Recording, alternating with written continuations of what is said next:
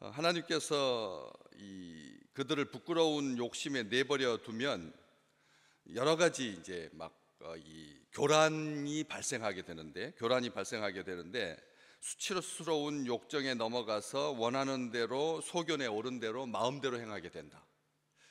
이게 참 놀라운 일이죠. 사람들이 한번 이 죄에 길들여지고 또 죄의 담대함을 얻게 되면 이제는 이제 무서운 것이 없게 되는 거죠. 악하고 부끄러운 그런 일들을 행하는데 서슴치 않게 된다는 것이죠. 이 종교적인 타락만으로 끝나는 것이 아니라 성적인 타락, 그리고 일상의 타락, 삶 전체가 타락하는 모든 것이 다 망가지는 겁니다.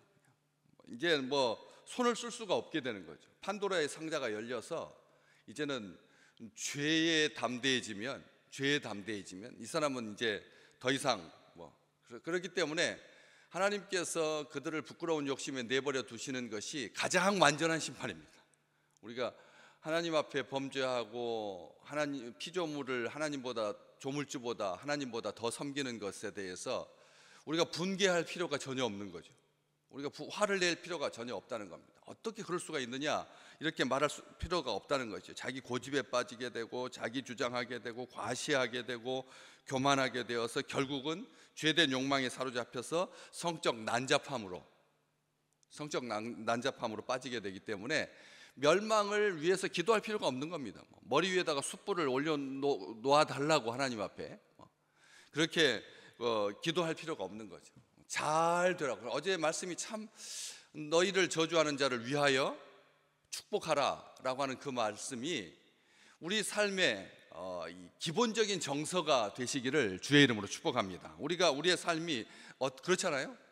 그냥 딱 맞받아치는 게 훨씬 더 세련되고 능력 있어 보이고 적어도 그래야지 살아있네 이게 영화의 대사잖아요. 살아있네 라고, 그게 살아있는 증거다. 그렇게 세상은 부추깁니다. 그런데 그럴 때마다 우리가 이게 노쇠해져가는 개가 되라는 말이 아닙니다.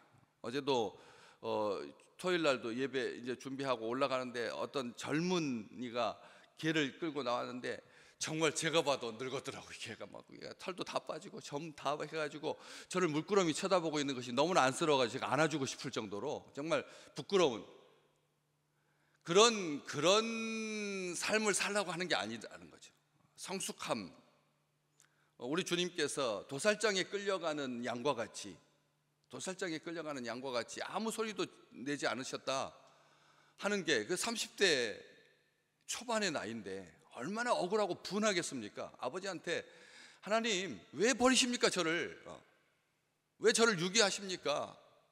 그걸 다 경험하신 거거든요. 그러니까 버려진다라고 하는 것, 내버려 둔다라고 하는 것은 정말 끔찍한 일인데 죄찍 맞고 하나님 앞에 범죄했을 때, 하나님 앞에 죄를 생각만 했을 때도 벌써 생각이 딱 머리가 이렇게 좀 신경이 하나씩 끊겨져 나가야 이게 하나님께서 살아계신 거고 이런 마음이 있어야 된다는 거죠.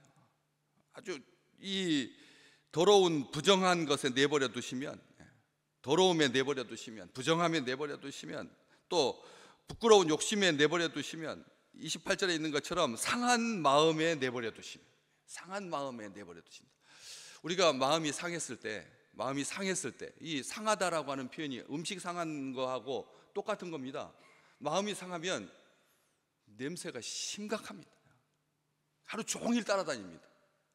마음이 상하면 그 음식이 상한 것도 그런데 마음이 상하면 어떻겠습니까? 주변에 있는 사람들 다 썩어 문드러지는 겁니다. 본인만 고달픈 것이 아니라 마음이 상하면, 그렇기 때문에 사실은 주변에 있는 사람들이 마음에 상하지 않도록 잘 조심해야 되거든요. 사실은 그렇잖아요. 멀리 있는 사람들은 우리로 인하여서 마음 상할 일이 전혀 없습니다. 그렇잖아요. 1년에 한 번 만날 사람들 아니면 외국에 가 있는 사람들이 어떻게 우리를 만날 수가 있겠습니까? 그렇기 때문에 매일 만나는 사람들이 마음이 상했는지, 어떻게 음식이 상했는지 아시죠? 어떻게 상했는지 어떻게 확인하세요? 냄새로 일단 확인하지만 저는 이렇게 미끌미끌한, 그렇잖아요? 음식이 상하기 시작하면 이렇게 미끌미끌해지는 점액이 나와서 미끌미끌해져 가지고, 그래서 저는 얼른 물에다 씻어 가지고 그 썩은 기운들을 좀 이렇게 덜어내거든요. 제가 굉장히 속이 민감해 가지고 그 음식 그 조금만 그 미끄러운 기운이 있다라고 하는 것은 아직 상한 건 아니잖아요. 그런데도 얼마나 조심스러운데, 마음 상한 것은 우리는 이상하리만큼 마음 상한 것은 다 각자 알고 참고 지내야 된다. 그지, 신앙생활 벌써 몇 대째인데 하면서 그것을 우습게 생각하는 경향이 있잖아요. 마음 상하는 것은 각자 해결할 문제다, 이렇게 생각하기 쉽잖아요. 그렇지 않다는 겁니다. 오히려 더 신앙생활을 오래 할 수 있도록 우리 이 새벽에 나와 있는 우리 식구들이 더 쉽게 마음이 상할 수 있다는 겁니다.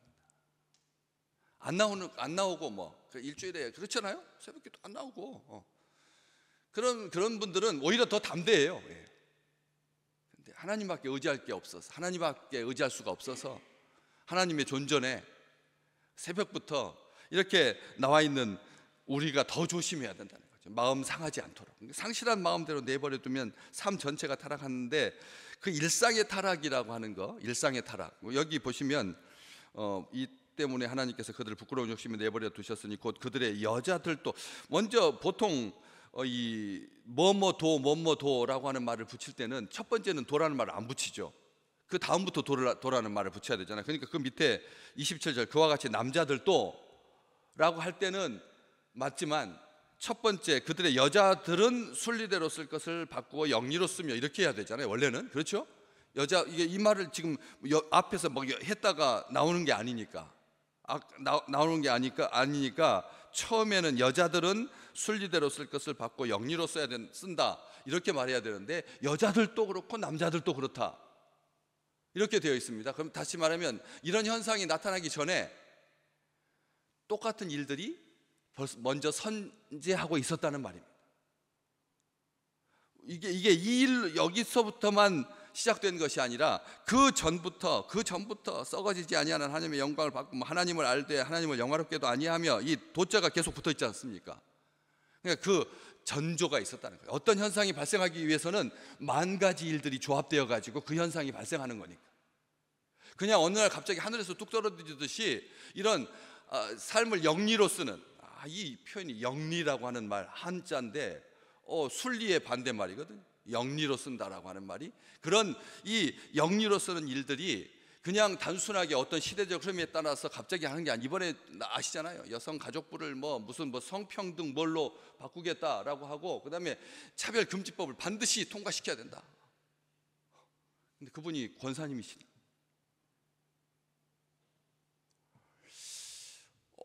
이게 이런 일들이 발생하게 된 원인이 그냥 시대적 조류에 따라서가 아니라니까요.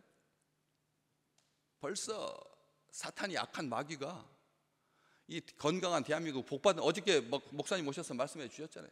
이 세상에 유일하다고요. 우리가 우리가 처음부터 전도하는, 처음부터 사경회하기 위해서 그 어머니 두 분이 이불 보따리 싸들고 평양까지 가가지고 사경회에 참석한, 평양까지. 그런 나라인데, 그런 복받은 나라인데 어느 나라를 흔들겠습니까? 마귀가 만약 흔들려고 한다면 땅덩어리 큰 나라를 건들겠습니까? 아니면 부자 나라를 건들겠습니까?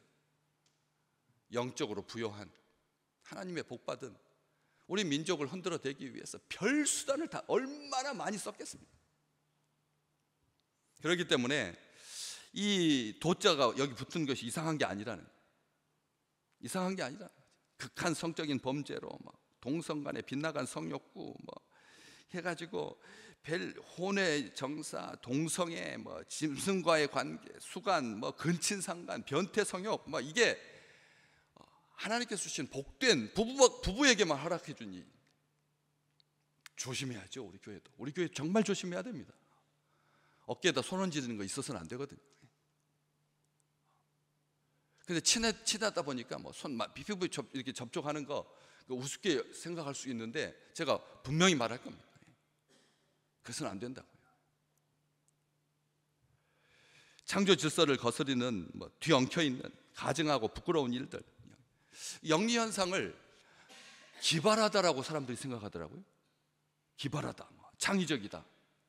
그래서 이걸 막 부추기는 경향이 있습니다. 우리가 생각하지 못한 화장실 변기를 뜯어다가 거기 전시에다 이렇게 놓는 것이 거기서 제목이 뭐라고 했냐면 샘 딱 해가지고 우리 생각에 그렇잖아요. 그걸 예술적인 감각을 가지고 이게 시대를 전환시키는 발상의 시발점이 되었다. 좋습니다. 좋습니다. 그렇지만 영리가 창궐하면 1차적으로 발생하는 일들이 욕망의 노예가 된다는 겁니다. 욕망의 노예가 됩니다. 자연의 이치, 시대적인 흐름을 고분고분 따르라는 말이 아닙니다. 구미에 맞게 편리를 좇아서 백성들에게 버림받을까 봐 사울이 사무엘이 오기 전에 자기가 그 제사장의 직분을 취했던 것처럼 제자리를 떠나고 역주행하게 부풀리게 되고요. 순리를 떠나게 되면 자연스럽지 않다는 겁니다. 부풀린다라고 하는 말은 자연스럽지 않은 거죠. 감염이 되면 부풀게 빨갛게 되고 부풀게 되잖아요. 이미 벌써 감염이 됐다는 거거든요. 그게 현상이 드러나기 시작하면 이게 정말 불법이 편승하고 발람의 길로 가게 되고 관역을 빗나가게 되고 제자리를 떠나게 되고 그런 일이 발생한다라고 하는 거죠. 억지춘향이라고 하는 말 들어보셨어요? 억지춘향 다 아시잖아요. 이게 무슨 말인지 뭐죠? 억지춘향이 여러분 아시는 범위 내에서 억지춘향은 뭡니까? 춘향이 억지로 흉내를 낸다는 겁니까? 이게 요즘 문해력 떨어져가지고 난립니다. 나라가 왜 가로등이라고 하냐 이거예요. 세로로 서 있는데 세로로 서 있는데 왜 가로등이라고 하냐는 거예요. 가로라고 하는 말을 길가라는 뜻을 모르는 겁니다. 이렇게 됐다니까요. 아주 기초적인 한문만 알아도 50자만 알아도 500자만 알아도 되는데 그걸 몰라가지고 한글 전용 세대가 맹점이 이제 그렇게 발생하는 거죠. 금일 내로 과제물을 제출하셔야 하니까 금요일까지 내는 줄 알았다는 거예요. 금일 내로가 언제죠? 오늘인데 금일이 금요일인 줄 알았다니까요. 이런 세대인데 우리도 지금 저는 억지춘향이 억지로 춘향이 흉내낸 줄 알았어요. 근데 아니라는 거죠. 경북 봉화군에 춘향면이 있는데 그 춘향면이 우리나라 국내 최대의 적송 군락지거든요. 적송, 그 붉은 소나무 가지고 왕궁에 짓는 사대부집에 짓는 그런 춘향목이니까 왕밖에 못 쓰는 거죠. 부자들밖에 못 쓰는 거예요. 그래서 가난한 사람들이 일반 목으로 집을 지어놓고 뭐라고 말하냐면 춘향목이라고 한다는 거예요. 그래서 억지춘향이 나온 겁니다. 억지로 막 고집을 부리는 거예요. 억지로 순리를 떠난다라고 하는 것이 아무것도 아닌 것 같잖아요. 그렇잖아요. 요즘 순리 떠나는 것이 제멋이고 순리를 떠나 사는 것이 자기 개성이고 그래서 남자가 막 치마 입고 막 머리에다 이렇게 하고 나이가 60이 70이 되신 분이 남자분이 막 화장하고 막 그래서 동네 시장 저작거리에서 막 춤추고 막 가위질하고 막 여자가 뭐 바지 입고 뭐 이런 걸 떠나서 낮 밤이 뒤바뀌고요. 낮과 밤이 뒤바뀌고 냉난방이 바뀌고 여름에는 추워 죽고 겨울에는 더워 죽고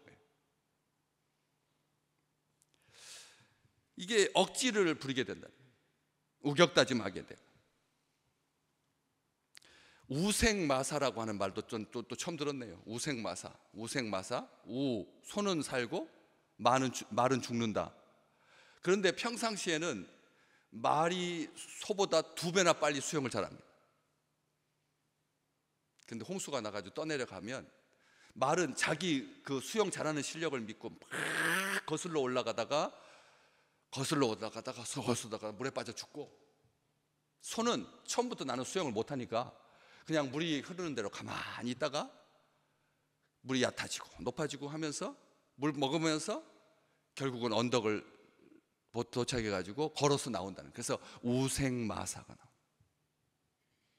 순리가 하나님께서 우리에게 주신, 여자는 여자고 남자는 남자고, 대통령이 그것을 트럼프 대통령이 선언해서 되는 게 아니라 선언해서 하는 게 아니라 지금 뭐 제3의 성, 제4의 성, 제5의 성까지 나왔습니다. 주일날은 목사성이고 평일날은 무슨 성이고, 자기가 선택을 하고,